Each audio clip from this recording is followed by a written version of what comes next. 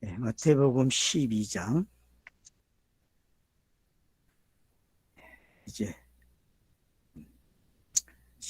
30절처럼이죠.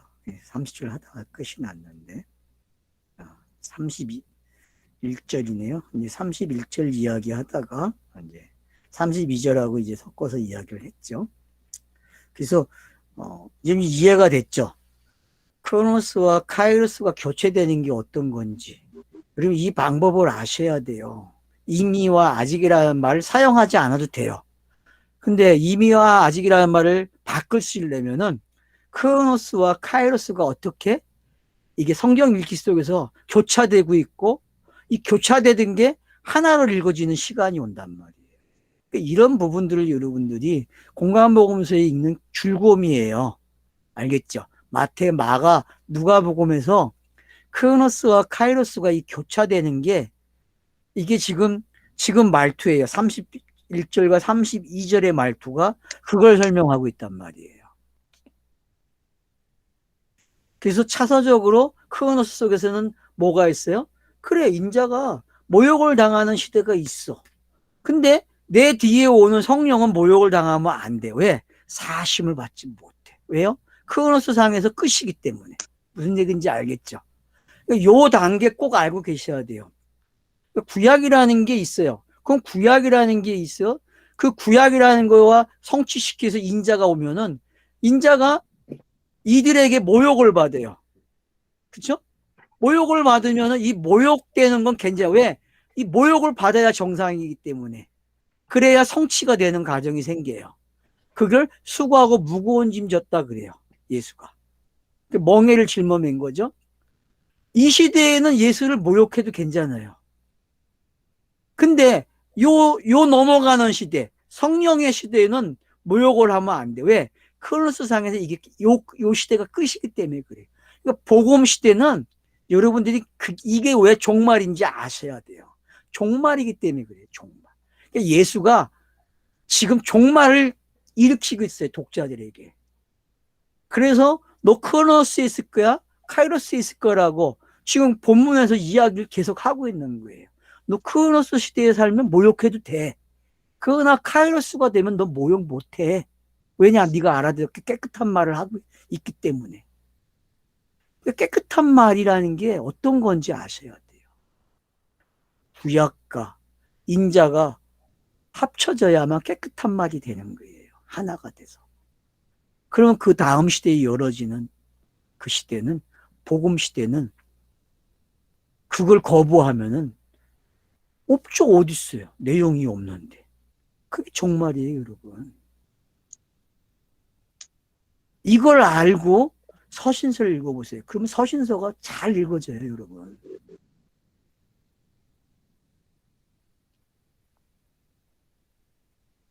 또 누구든지 말로 인자를 거역하면 사심을 얻대. 누구든지 말로 성령을 거역하면 이 세상과 오는 세상에서 사심을 얻지 못하리라. 말로. 앞에서도 말로예요. 말로. 그러면 예수가 다섯 개의 설교가 마태복음에 있는데 그 말들이 예수가 말하는 상황에서는 거역을 해도 돼. 근데 제자들이 깨닫는 이야기가 나오거나 어떤 사람이 치료받는 사건이 나오고 그러면은 거역을 하면 안 된다니까요. 왜? 그 치료받고 가르치면은 누구의 시대예요? 성령의 시대라니까. 바리새인들과 대화는 강탈을가 이겨야 돼. 그래서 속죄 양이 돼야 돼. 그런 거 하고 치료받고 병이 낫고 또 가르치고 하는 건 뭐와 같아요, 여러분?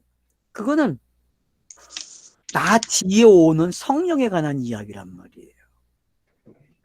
그래서 예수가 두 시대를 어떻게 가져가는지 인자와 신성, 양성을 어떻게 가져가는지 동시에 어떻게 가져가는지 보실 줄 알면은 크로노스와 카이로스를 알게 되고 신학자들이 사용하는 이미와 아직을 더 깊게 들여다볼 수 있는 깊이가 생겨요, 여러분. 신학자들은 이걸 풀지 못해요. 이미와 아직이라는 말이 왜냐하면 한계성이 있는 단어이기 때문에. 그래서 대구에 있는 그 목사가 쓰지 말자고 해요. 그 한편으로는 맞아요. 근데 대안을 제시 못했어요, 그 사람은요. 그 사람이 그런 얘기 했는지 사람들은 몰라요. 책을 읽어야 알아요. 그 사람 책을. 자, 그래서 이제 34절 보세요. 독사의 자식들아, 그래요. 자, 이 독사의 자식들이 언제 시작됐습니까? 창세기 3장에서 시작된 거예요, 여러분. 뱀이, 아니, 탄인이 시작한 거죠, 다섯째 날에.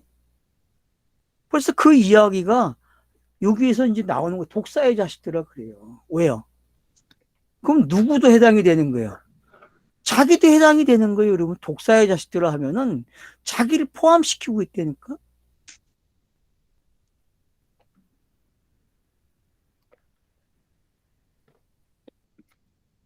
제발 이 말을 알아들었으면 좋겠어요.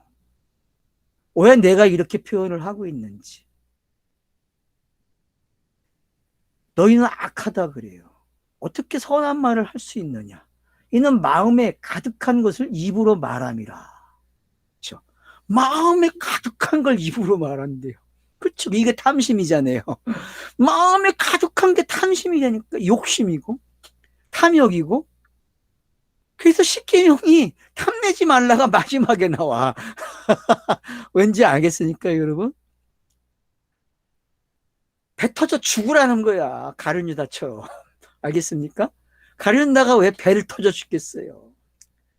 아주 그냥 이빨이 먹어가지고 터져 죽으래. 그게 뭔지 알아야 해요, 여러분. 이 독사의 자식들아 하는 말이 뭔지 알아요. 왜? 악하다는 거예요. 선한 말이 없다는 거예요. 할 수 없어요. 그럼 뱀의 말이 선하지 않습니까? 선해요, 여러분. 왜냐, 뱀의 이야기는 모세의 노뱀 이야기로 오기 때문에 그래요. 모세 시대의 강야에서 불뱀을 만나니까 노뱀을 달아요, 여러분. 그래서 살잖아요. 여러분, 뱀의 이야기를 쫙 따라가 보세요. 그래서 요한복음 3장에서 뭐라 그래요? 인자가 달려야 하니 그래요. 모세 같은 것처럼 들려야 한다고 표현을 한단 말이에요. 그러면은 뱀의 이야기의 종결이 어디로 와요? 어디로 와요? 스타로스가 오는 거예요, 여러분. 스타로스가. 뱀의 이야기는 스타로스예요. 근데 그 가정, 스타로스가 이기까지의 가정을 뭐라 그래요? 악하다 그런다니까. 왜? 율법이기 때문에. 그래서 인자 예수가 그걸 응해야 그 악이 선이 되는 거예요. 그게 계시가 들어오는 방법이었고 성경이 기록된 차서란 말이에요.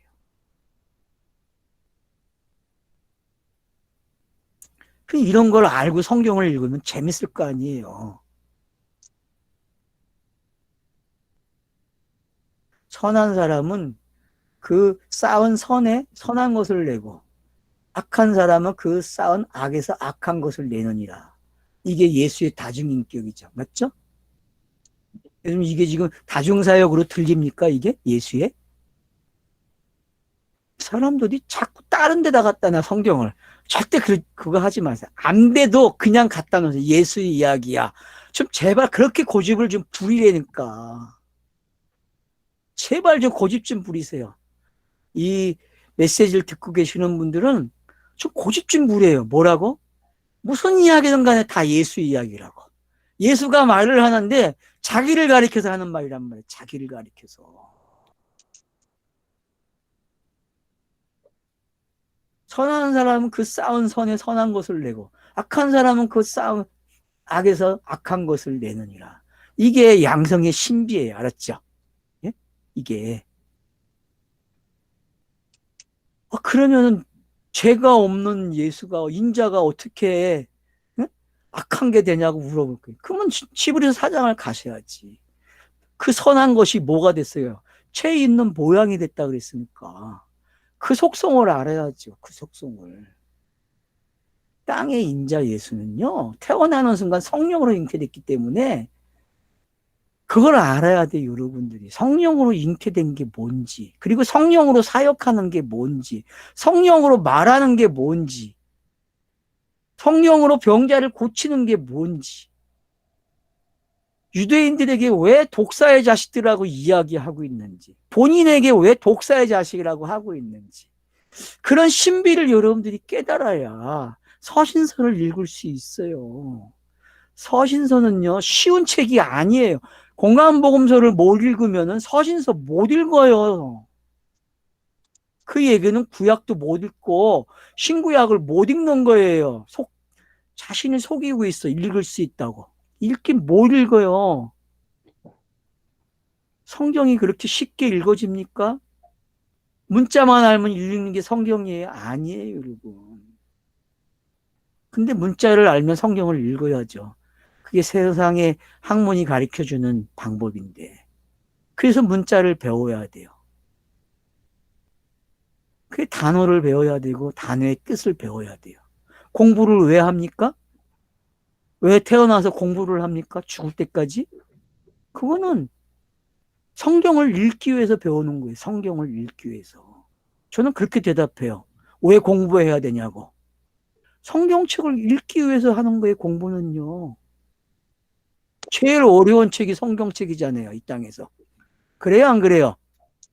제일 읽기 힘든 책이 성경책이에요. 그러니까 세상의 학문을 통해서 문법이란 문법은 다 배워야 되고, 글 쓰는 방법을 다 알아야 되고, 영화를 어떻게 만드는지, 드라마를 어떻게 만드는지, 예? 시나리오를 어떻게 쓰는지, 그런 걸 다 알아야 돼요. 왜? 그런 걸 다 알아야만 성경을 읽을 수 있기 때문에. 근데 그거 갖고 부족해요. 그건 그냥 문자를 읽을 수 있는 거죠. 성령이 오셔야만 그 안에 진이, 의미를 읽는다고요. 존재에서 의미로 가는 거란 말이에요. 그래서 성령이 오시지 않으면요, 성령이 나와 한 깨끗한 말이 들어오지 않으면 문자로 끝나는 거예요. 지옥 생활이에요, 여러분. 그게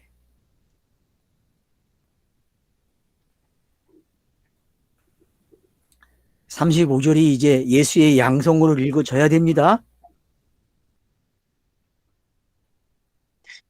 내가 너희에게 이르니 사람이 무슨 무익한 말을 하든지 심판날에 이에 대하여 신문을 받는다 그래요. 맞죠? 그래서 예수가 다 짊어지고 가는 거예요.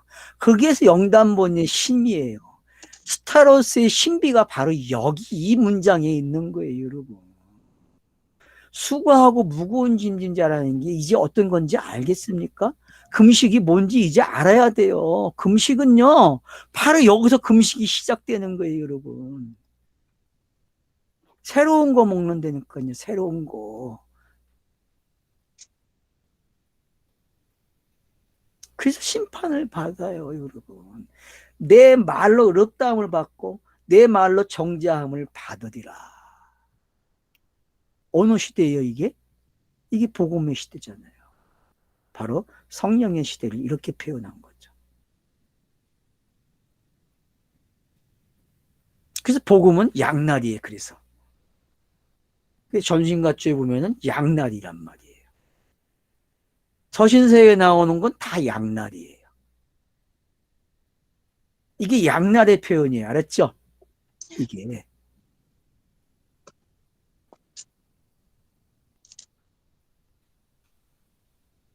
복음 시대를 이렇게 표현했는데 이게 부정적으로 읽어졌단 말이에요, 우리는. 그죠?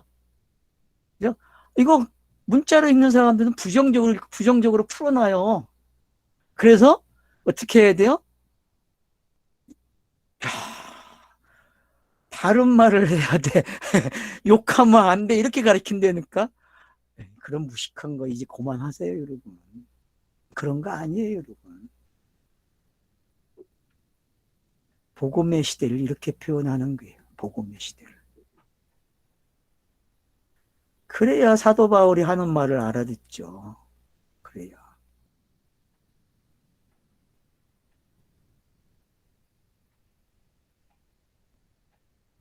자, 그때에 서기관이 등장해요. 그러니까 여러분, 바리새인들만 등장할 때하고 서기관이 등장할 때 좀 참고해야 돼요, 여러분. 알겠죠? 바리새인들은 율법의 전문가고, 서기관들은 뭐예요? 주석을 단 자들이에요. 문자를 옮기면서 주석을 달아요, 이들이. 그러니까 여러분들이 서기관에 대해서 좀 공부를 해야 돼요. 좀 책을 좀 읽으세요. 저도 서기관에 대해서 자세하게 나오는 책들을 아직 만나진 못했어요. 한번 만나고 싶어요. 그런 책들을. 이거는 누구에게 물어보면 제일 좋겠어요? 유대인들에게, 납비에게 물어보면 제일 정확해요. 그리고 납비가 여러분 주위에 있으면은 한번 물어보세요. 서기관의 역할이 뭐고 하는 일이 뭐고 그들이 왜 주석을 만드는지. 문자를 넘기다가 갑자기 줄을 달기 시작하거든요. 각줄을. 그러면서 세월이 바뀌면서 쉼표도 만들고 마침표도 찍고 문단이 바뀌는 걸 만들고 다 해요. 그게 뭐예요? 다 주석이잖아요. 그런 것들은요. 그러니까 여러분 그걸 지금 언어를 보는 사람들은 그걸 똑같이 보지 않잖아요. 다르게 자기가 만들잖아요. 쉼표도 다르게 만들고 다 다르게 찍잖아요. 그러니까 여러분들이 서기관들이 그런 게 시작이었다는 걸 알고 계시면 돼요. 읽기 편하게 해주는 거예요. 읽기 편하게 한 걸 뭐라 그래요? 주석을 달았다 그래. 해석을 했다 그러는 거예요. 알겠죠? 옛날에는 신약 성경도 그냥 대문자로 그냥 그러게 돼 있어요. 붙어 있다고 띄지도 않고 그냥 쫙 돼 있어요. 그걸 어떻게 해요? 시간이 바뀌면서 바꿔놨다니까. 마찬가지 시보리어도 다 똑같아요. 그러니까 서기관들이 하는 일이 뭐다? 주해자들이구나. 주석을 다는 자들이 주석. 해석자들이죠. 그러니까. 왜요? 그들은 문자에서 그 신비를 깨닫단 말이에요. 그래서 좀 학문적으로 좀 접근을 해야 할 부분이 있어요. 이 서기관들에 대해서 너무 단편적으로만 이해하게 되면은 성경 읽기가 좀 충분하지 못한 것 같아요. 제가 봤을 때는. 지금 보세요. 마태가 바리새인 등장시킬 때하고 서기관과 바리새인을 등장시킬 때에 앞에서 한 번인가 두 번 있었거든요. 이런 부분이. 근데 여러분들이 그때의 그 느낌하고 요 느낌이 뭐가 다른지 그런 걸 한번 이게 좀 비교를 하고 가시면 좋을 것 같아요. 공부하실 때에. 본인들이 내가 좀 이걸 더 연구하고 싶은 마음이 생겨야 되거든요. 그래서 본인들이 성경책을 두 권 펴놓고 두 번문을 함께 읽는 거예요. 왔다 갔다 한 성경으로 하지 마시고 제발. 성경책 많은 이유는 집에 많잖아요, 여러분 성경책이. 그러면은 본문을 따로 펴놓고 이본문 읽고 이본문 읽으라고 따로 왔다 갔다 하지 말고 성경책을. 그럼 번거로워서 짜증나서 못해. 공부 안 해. 알았죠? 꼭 두 권을 펴놓으세요. 두 권, 세 권도 펴놔야 될 때도 있어요, 여러분. 네 권도 펴놓을 때가. 왜? 마태복음을 점점점 읽으면 어떻게 돼요? 이게 앞에서 있었단 말이야, 이 방법이. 그러면 바리새인들도 나올 때하고 서기관 바리새인이 합쳐 나오는 부분들 그리고 사두개인까지 나올 때 이게 맛이 달라. 이게 이 맛이. 근데 여러분들이 학문적으로 정의해 놓은 거 신학자들이 사두개인은 뭐고 바리새인은 뭐고 서기관은 뭐라 이렇게 끝나지 마세요. 그것도 알아야 되지만 더 연구하셔야 돼. 더 공부하셔야 돼. 본문 속에서 그들의 특징이 등장한다고. 알겠죠? 예? 그러니까 여러분들이 그런 특징을 좀 연구를 하세요. 9장 초반전에 중풍병자를 고치실 때 그때 어떤 수의관들이 그렇죠. 한번 등장하죠. 나오는 예. 그러니까 그걸 여러분들이 이렇게 연결을 시켜 놓으란 말이에요. 그래서 그걸 이렇게 읽어 주시란 말이에요. 왜 저는 기억이 나기 때문에 그 얘기를 하는 거거든요. 여기는 이게 서기관과 바리새인 음, 똑같이 동일해요. 예. 그러니까 그런 기법들이 왜 거기서 사용이 되고 있는지를 아시게 되면은 한 장 안에서 지금 어떤 일이 일어나고 있는지를 여러분들이 아시게 돼요. 몇 사람이 말해야 돼. 선생님이요. 우리에게 표적 보여주시기를 원하나이다. 자, 서기관이 오면은 뭐가 일어나요, 여러분? 해석이 돼야 된다 그러잖아요. 그래서 해석이 되는 거예요, 여러분. 바리새인들이 있을 때에는 해석이 안 돼요. 근데 서기관들이 붙으면 해석이 돼요. 왜? 그놈들은 더 알고 있기 때문에. 그래서 예수가 누구까지 끄집어 와요, 이제? 예?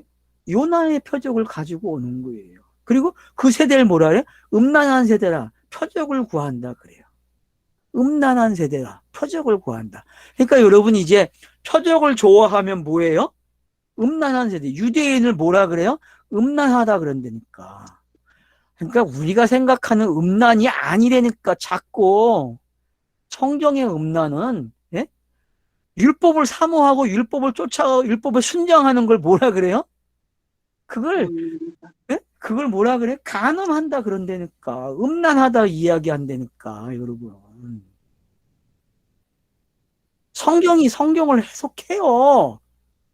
그러니까 율법에 간음하지 말라고 하는 거를 이 구절 갖다 놓고도 해석을 해야 돼. 여기 목사님 책에다가 꼭 각주 달아 놓으세요. 거기 그 부분에.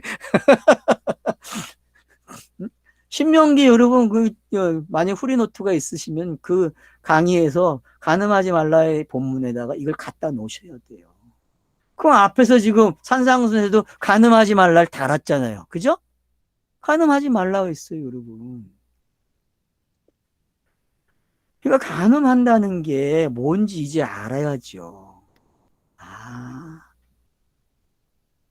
문자를 가지고 있는 거. 문자의 의미를 그냥 가지고 있으면 뭐예요? 그걸 간음한다, 음란하다 그러는 거예요. 음란. 표적을 좋아한다 그래요. 그러니까 내가 표적을 좋아한다? 그러면 그건 유대인이야. 그죠? 유대인이니까. 그래서 고린도전서 1장에 가면은 유대인은 표적을 구하고 헬라인은 지혜를 구한다는 이게 어떤 건지 아셔야 돼요, 여러분. 그 한 구절이 엄청난 단어예요, 여러분. 그게. 그래서 여기서도 너네들이 표적을 좋아하는데 내가 표적 줄게, 음란한 놈들아. 왜? 요나의 표적이 진짜 간음이야 라고 가르쳐 준단 말이에요. 요나의 표적이 여러분 진짜 간음인 걸 아십니까? 그게 진짜 간간한 예? 그게 뭔지 알아야 돼요. 율법과 인자가 만나면요 간음이 일어나요. 음란한 사건이 돼버려요, 여러분. 그게 영단분이라니까요, 여러분. 그게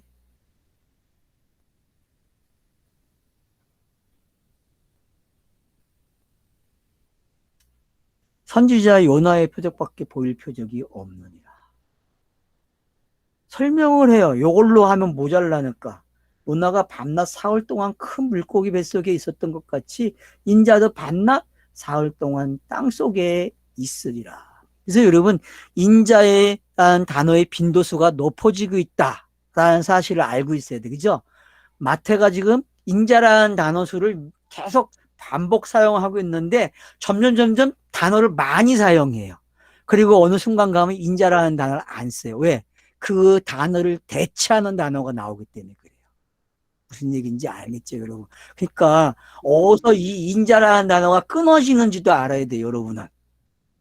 축제예요, 제가 드리는. 찾아보라는 거예요. 그러니까 마태복음을 계속 읽으시면서 이게 어디서 끊어지는지 그리고 어디서 또 나오는지 그런 단어들을 여러분이 아시게 되면은 마태복음을 읽는 재미가 있다고요. 재미가.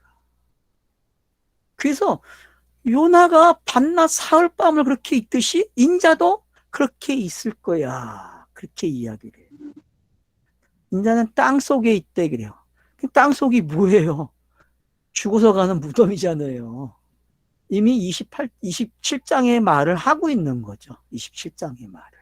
저자가 27장의 말을 끄집어 갖고 기록을 해주는 거예요. 예수가 그렇게 말했다는 걸 가르쳐 주고. 왜? 자기의 죽음을 알고 있는 거. 어떻게 죽어야 되는지. 그래서 이미 가룟 유다에게 꼬리표가 붙었죠. 마태가 꼬리표 붙어놨잖아요. 첨서부터. 뭐라고요? 예수를 팔자라고. 예수를 팔자라고 꼬리표를 붙여놨다니까 마태복음에서. 그런 꼬리표가 뭔지 알고 계셔야 돼요, 여러분. 그 꼬리표가 있기 때문에 인자라는 말을 쓸 수 있는 거예요, 여러분. 인자라는 말을. 알겠죠? 네? 인자라는 말이 마태복음 어디서 시작되는 걸 조사해 보세요. 그러면은 그 인자가 그 꼬리표가 붙는 순간부터 인자라는 말이 시작이 된다고. 가룟유다가 판다고 하는 게 뭔지 우리가 알아야 돼요. 그래서 결국은 표적이 이거야. 그러면 성경의 모든 표적은 뭘로 와야 돼요? 일로 오는 거예요. 요한복음은 표적을 뭘로 바꿨어요? 진실로, 진실로로 바꿨죠. 요한복음은. 근데 여기서는 요나의 표적으로, 왜? 이 사건이 일어나야 요한복음처럼 어디로 가요? 요나의 표적을 진실로로 가는 거예요. 진실로로. 시대가 그래서 크로노스 차선은 항상 있는 거예요. 크로노스 차선은 성경 읽기에서. 이걸 본인들이 나름대로 정리하고 계셔야 돼. 아, 이런 차서가 성경에 반드시 있구나. 그럼 이 반드시 있는 거를 암기하고 있어야 돼, 본인들이. 그리고 도표화 시켜놔야 되고. 여러분의 책상 앞에 이런 것들이 도표화 하나 돼 있으면 좋죠. 그러면은 차서가 넘어오고, 그러면 저자가 이 차서에 와 있네? 그러면 다음 차서는 이건데? 그럼 이 표현을 어떻게 하고 있지? 그렇게 성경을 읽어보시란 말이에요. 그러면 그렇게 읽어져요, 본문이. 이렇게 성경을 읽는 습관을 자기가 들여야 한단 말이에요. 이게 익숙해지고 노련해지면은 또 버려야 돼. 왜? 그건 낡은 것이 되겠어. 또 새로운 걸 왜? 성경은 깊이와 넓이가 또 다르니까. 알겠죠? 그래서 계속 알면 버리고, 알면 버리는 거예요. 그래야 새로운 말을 계속 찾아내는 거예요. 새로운 표현을 찾아내고. 제 얘기하는 거예요, 제 얘기요. 여러분도 한번 제 강의를 계속 들으시면 그렇게 되세요. 그게 유익합니다요. 심판 때에 니느웨 사람들이 일어나 이 세대를 정죄한다 그래요. 이런 표현은 어디서도 있었어요? 여러분, 이게 어디 있었죠? 11장, 12장에 있었죠. 그죠? 여러분 기억하잖아요. 그러니까 이런 용법들이 왜 나오는지 이제는 알아야죠. 소돔과 고모라가 더 빨리 회개한다고 이야기하잖아요. 회개하지 않은 것에 대해서. 그러니까 그런 표현과 이 표현은 같은 표현이에요. 마태복음안에서. 그래서 니느웨 사람들을 동원을 시켜서 증인을 삼아요. 야, 니느웨 사람들은 이미 내가 영단법으로 무덤에 들어가는 걸 알고 있어. 살아나는 거를. 그렇게 가리킨다니까요. 여러분, 지금 요나서가 읽어집니까? 그러면은 요나서는 예수의 공생애의 죽음과 부활을 담아놓은 책이에요. 그리고 성령의 시대까지 가는 거예요. 그래서 회개가 일어나는 거예요, 여러분. 요나가 비둘기잖아요. 비둘기는 성령이니까. 이젠 이렇게 줄이 거져야죠. 요나의 전도를 듣고 회개하였다 그래요. 요나보다 더 큰 이가 여기 있다. 여기에 강조품이 있는 거죠. 지금 표적을 이야기하는데 야, 요나 가지고 표냐고 니느웨 사람들 가지고 설명하면서 내가 더 커 이야기해요. 그럼 요나는 상징인데 진짜가 왔으니까 받아 먹어야죠. 안 그래요? 이게 차서잖아요. 그죠? 예? 구약이 차서가 넘어온 거잖아요. 예수에게. 이거 당신 거네요. 당신이 먹어요. 당신 내용이야. 가져라고 준다니까 요나가. 저자가 지금 그런 용법을 사용하는 거란. 사용해서 지금 예수와 동일시하면서 내가 이걸 다 성취하니까 이 내용이니까 내가 이게 인자야라고 가르쳐 준단 말이야. 이게 인자야. 이게 강탈당하는 게 이제 뭔지 알겠죠? 강탈은 그 집에다가 가서 그 자리를 묶어놔야 된다니까. 이게 묶이는 장면이란 말이에요. 이게 그게 큰 자래니까.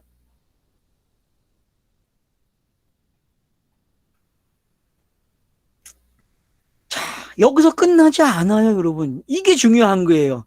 요나의 표적에서 끝났으면은 마태복음 읽을 재미가 없는 거야. 근데 마태복음의 진미는 요나의 표적에서 하나 더 갖다 놔. 솔로몬의 지혜를 들어온 그 여자, 스바의 여왕이 등장하는 거예요. 사도행전에도 등장하죠? 그래서 빌립이 가서 복음을 전해주잖아요. 그 사건이나 이 사건이 어떻게 동일한지 제가 사도행전 강의하면서 비교를 좀 했는데 여러분들이 좀 참고해 주시면 좋겠어요. 자, 심판할 때 난방령이 일어나 이 세대 사람들 정죄하니 이는 그가 솔로몬의 지혜로운 말을 들으려고 땅끝에서 왔습니다. 아, 여러분 4대 행전이 왜 땅끝 가는지 이제 알겠죠? 예? 4대 행전이 왜 땅끝이라는 단어가 왔는지 1장 8절에서 유대에서 시작된 복음이 땅끝까지 가야 된다 그러잖아요. 그죠? 성령이 임하면은. 예. 네. 그 이야기를 지금 여기서 하고 있는 거예요. 이미 여기서 해놨어요, 여러분. 땅끝을.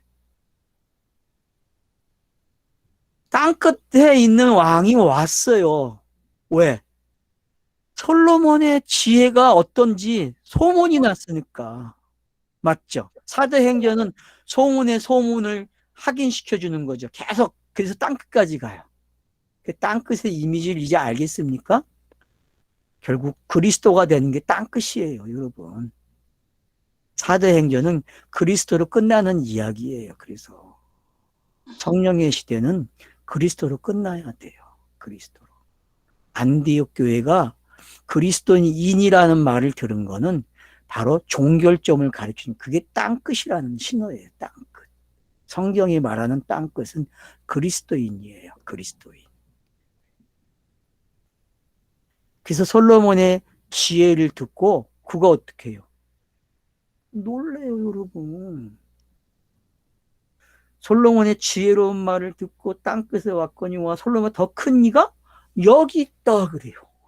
그래서 저자가 요나의 표적과 솔로몬보다 더 큰 이가 있다는 거. 요게 포인트죠. 더 큰 이. 더 큰 이. 그죠? 그럼 더 큰 이가 뭐예요? 바로 성령으로 말하는 사람이죠. 그죠? 성령으로 귀신을 쫓아내는 그 사람. 그 사람이 바로 더 큰 이란 말이에요. 사대 행전에서 왜 유대로 시작한 복음이 땅끝까지 가야 되는지 성령이 임하면은 그 내용이 지금 압축돼서 여기에 지금 이 12장 안에 둥글둥글하게 나와 있는 거예요. 이제 읽어지죠? 네. 여기까지 오니까 사도행전 이야기가 어떻게 나오는지 알겠죠? 그러니까 구약의 인물을 뛰어넘는 사람. 왜? 그들은 상징이었기 때문에. 진짜 선지자가 아니었단 말이에요. 그들은 모세가 말한 그 선지자의 모형이에요. 그들은 기다려야 돼. 진짜가 오기를요.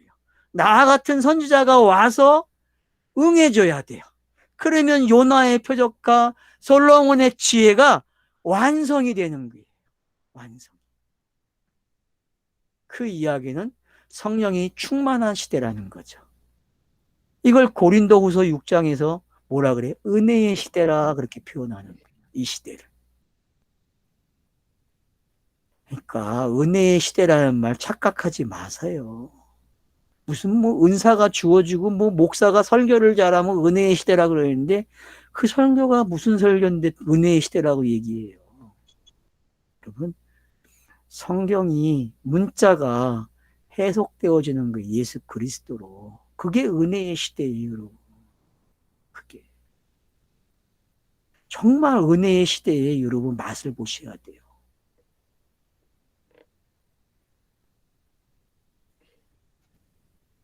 네, 여기까지 하고 쉬죠.